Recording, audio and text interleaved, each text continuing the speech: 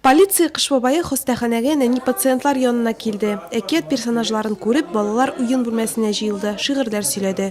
Кунаклар аларның тизрәк саулыгын теләде. Һәр балага кыш бабай капчыгыннан яңа ел бүләге. Дед Мороз пришел неожиданно.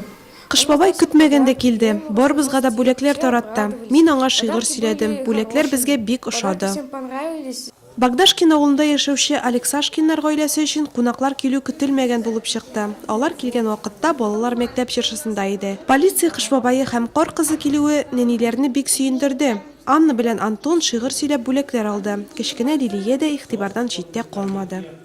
К нам приехал Дед Мороз полицейский. Безгә полиция кыш бабайы килде. Яңа ел белән котлады. Бик күп бүләкләр бирде. Балалар шатланды.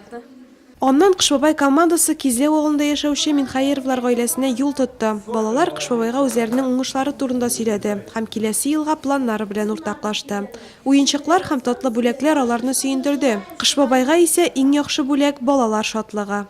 Очень приятно было участвовать в данной акции. Бу акциядә мин беренче тапкыр катнашам. Миңа бик ошады. Балалар белән аралашу күңелле. Аларның барысы да яхшы булуын телим. Все было хорошо. В этом году мы поздравили 57 семей. Бу елны без 57 гаиләне котладык. Аларга уенчыклар, бүләкләр тараттык. Нурлат районында яшәүчеләрне Россия Эчке эшләр министрлыгының Нурлат районы бүлеге хезмәткәрләре исеменнән яңа ел белән котлыйм.